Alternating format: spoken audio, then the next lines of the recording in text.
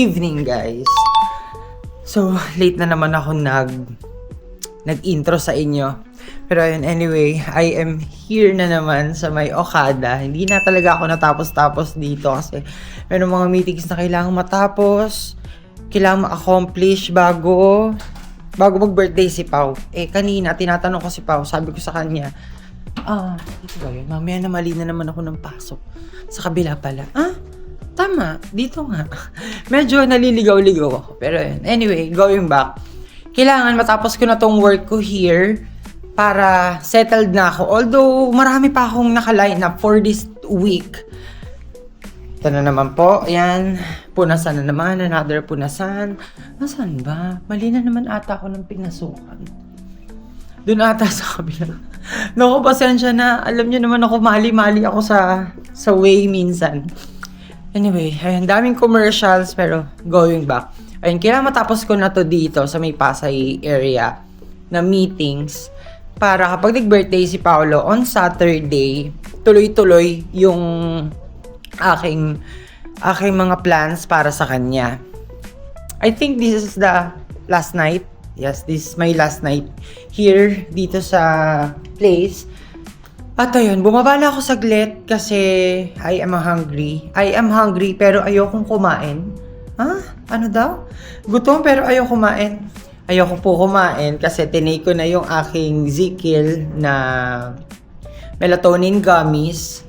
At ang gusto ko na lang ngayon, at ang reason kung bakit ako bababa is because bibili ako ng gatas. Yun. Gusto ko ng milk for this evening. Para naman, alam niyo yun, maganda-ganda yung aking sleep. At nga pala, update guys, third day ko na hindi ako uminom ng alak. I am so proud. Hindi naman ako ganun ka-addict sa alak, pero napaproud lang ako sa sarili ko kapag kaya kong matulog nang hindi nakakainom. Although, may mga instances na kaya ako siguro, hindi pa naman ako ganun ka yung nakadepend sa alak na kailangan magti-take ako ng kailangan ko uminom para makatulog. Hindi pa naman ako umaabot sa ganun. As much as possible, ayoko masanay katawan ko na laging umiinom. Although, meron ako mga kakilala, hindi ko na lang sila i-mention na as in, hindi sila nakakatulog hanggat hindi sila nakakainom kahit na isang bottle lang ng Sunmid. Hindi naman ako ganun. Kasi kapag craving ako sa alak talagang, syempre, ayayin ko yung mga friends ko, mag-iinuman kami, maglalasingan talaga kami, so on and so forth. Pero ayun, dito, sa branch na to, sa, ano ba yan? Ito, Alfred Duwala. Yan. Diyan ko nakita yung mga zirconia, pero tignan nyo guys.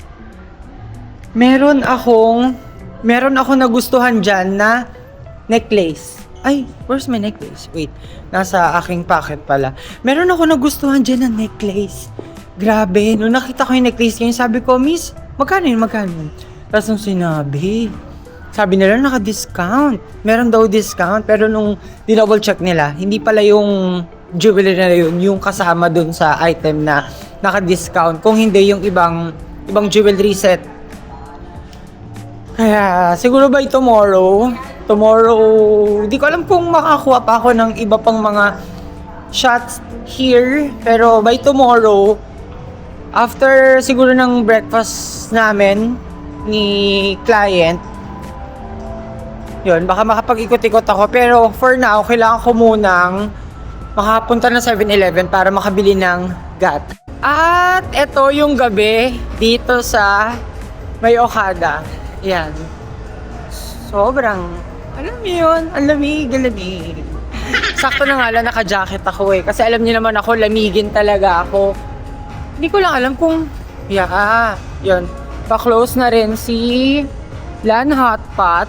Tapos while walking, going to 7-Eleven, ayan, may mga background music, na ang lakas talaga makasosyal.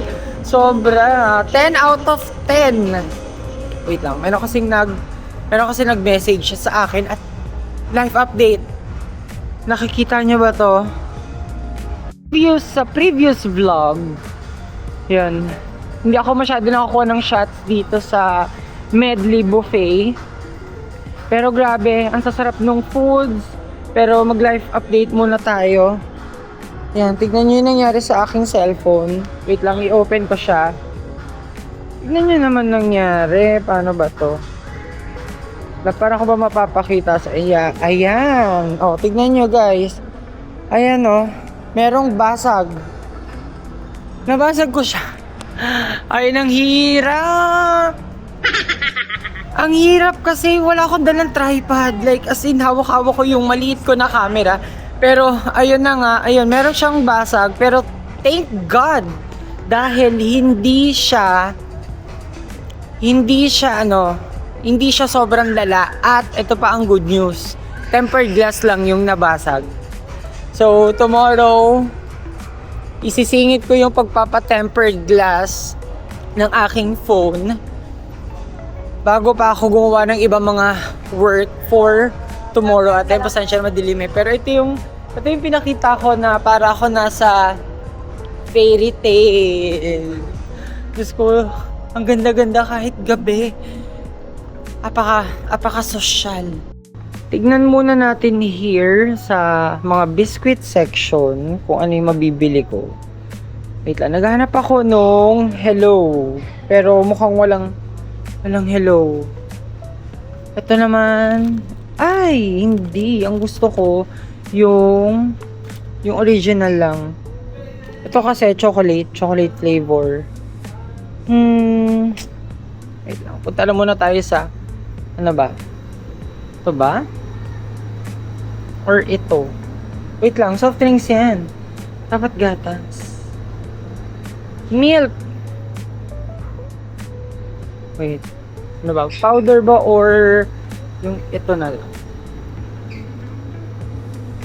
I am done. Nabili ko na yung mga essentials na kailangan kong bilhin tulad ng gatas, tulad ng binili ko na rin guys yung Oreo. Hindi na rin ako nakapagtiis. Talagang kinuha ko na rin siya. Tapos nakakita ako ng wait lang.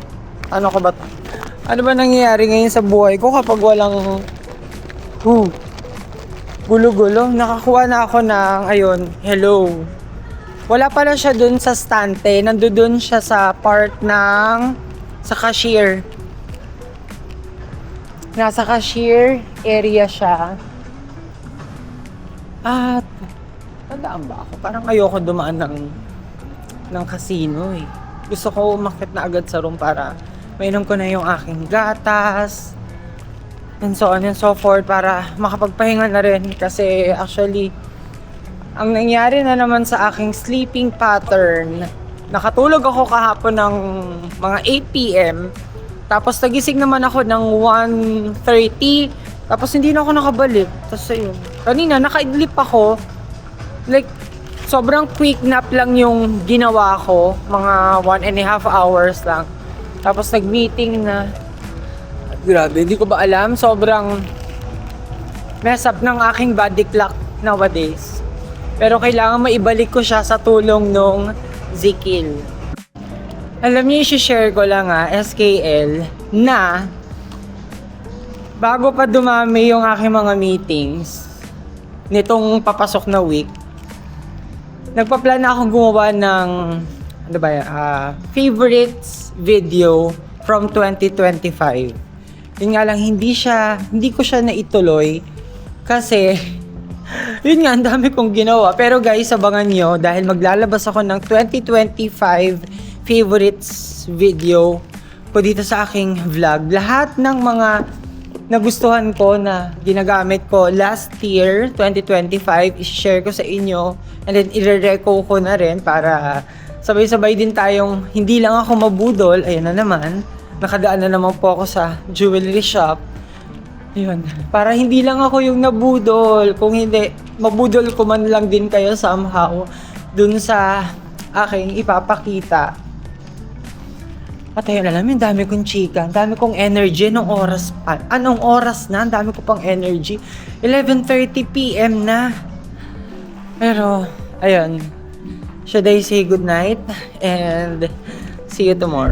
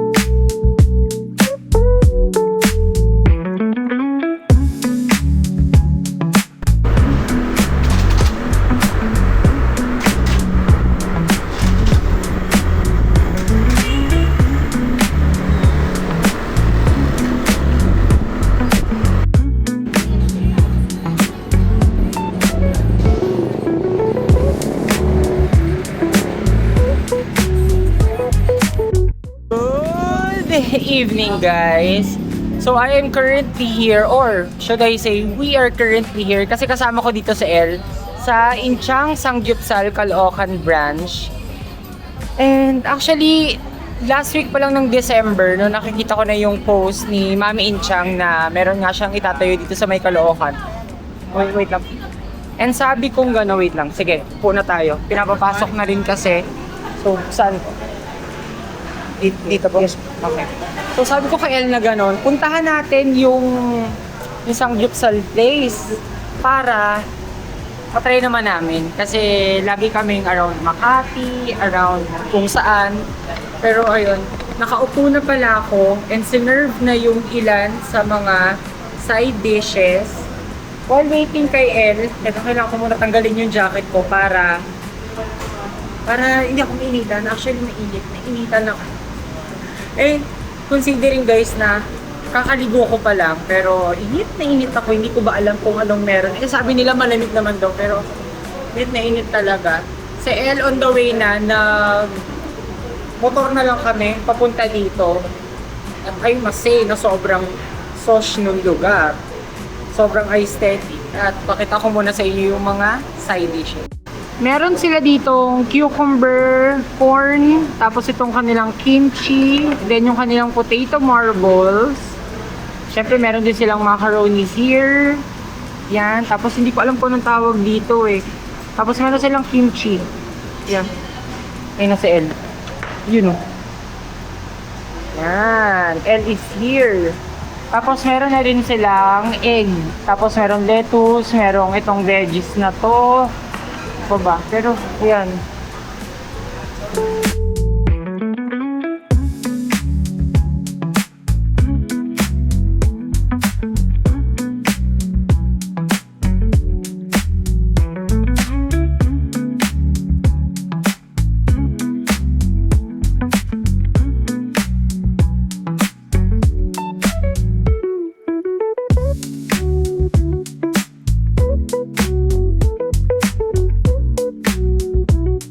Dumating na yung mga meats namin.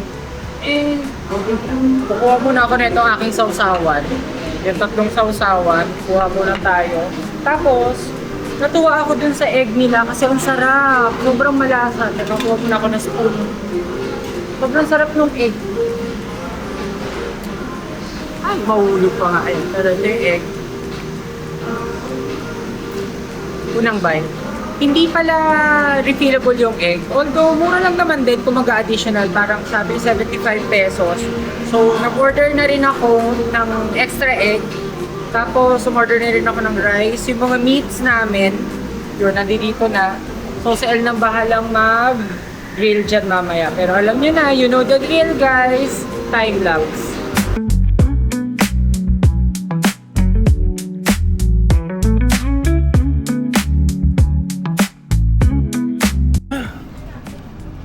Okay na guys, kakatapos lang namin kumain. And nag-drop by kami dito. Dito lang to sa harap nung Inchang Gyupsal dito. Sa may Caloocan na yan. May coffee shop din here. Si El, umorder siya ng coffee. Pero ako, alam niya naman yung in-order ko. Tignan nyo. Yan, di mawawala ang Red Horse. Dapat pala, umorder ako ng... Meron pala silang Sunmig Apple. Meron silang Sunmig Apple, Sunmig Light, tapos Red Doors, JD. Kaya lang, late ko na nakita. Ay, kaya ang in-order ko na lang Red Doors. Tama nga yung sinabi sa akin ng friend ko na mas matapang yung Red Doors na nasa in-can as compare kung naka-bottle. Ito yung meron lang siya mga inaasikaso dyan na hindi ko siya pwede kasi i-share sa inyo guys. So, abangan nyo na lang sa mga susunod na